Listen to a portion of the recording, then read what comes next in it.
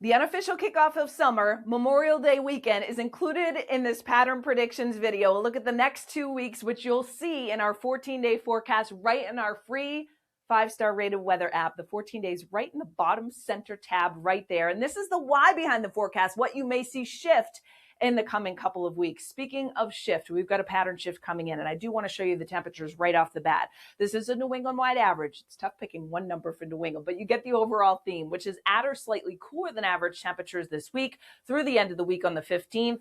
Warmth returns this weekend and sticks with us. The warmest day looks like it'll be on Tuesday, 78 for New England wide average, meaning 80 plus is not out of the question.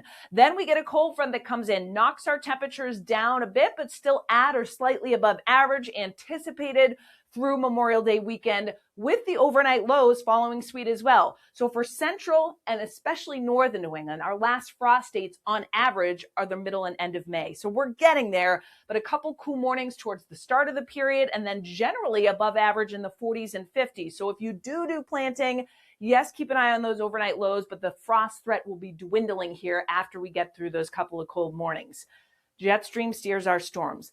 There will be some intense heat actually peaking with records for the beginning and middle part of this week that will slide east. Some records in the central, southeastern United States. We get that dip in the jet stream that cuts off over us. We talked about that in Insights, brings the unsettled weather, and then kicks out of here for this upcoming weekend. Where is the jet stream position next week? To our north, although you notice on Tuesday, it's nearby in northern New England. So a cold front does come in, and I will say that there are signs that, yes, we get back into warmth, but the jet stream isn't too far away as we head into Memorial Day weekend. So the only reason I mention this specifically is because in classic New England fashion, I could totally see a backdoor front coming in, cooler readings, particularly at the coastline, especially with signs that the jet stream is nearby. So that is something we will watch closely.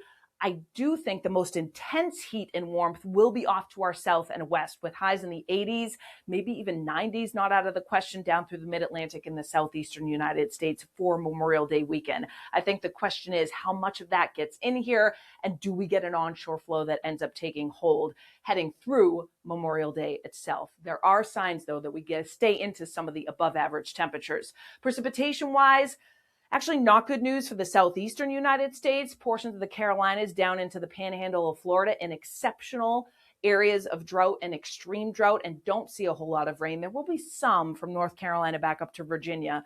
And then a bullseye here from the central and southern plains with some rounds of severe storms and localized flooding potential with the heat and the humidity in place.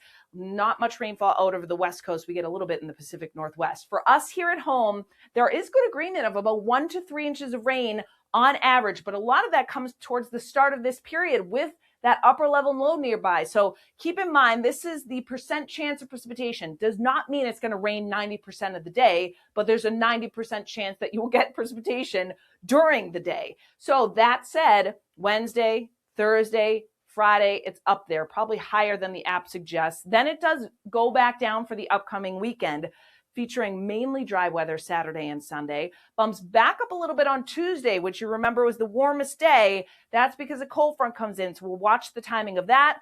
Goes back down with some cooler, relatively speaking, air coming back into play with a few showers possible. You notice the jet stream nearby, so that may help focus a couple of rounds of showers as we head into Memorial Day weekend. We, of course, over the coming couple of weeks, will keep you posted on everything online, 1degreeoutside.live. This is our 24/7 streaming network. You can get it right on our app. And if you want to watch on TV, you can open up the YouTube app on your smart TV and search 1 Degree Outside Network. Thanks so much for watching. We hope you enjoyed this 1 Degree Outside video. Get exclusive content, support the mission at membership.onedegreeoutside.com. And don't forget, free and 5 stars on the App Store and Google Play. Search the #1 Degree Outside Weather.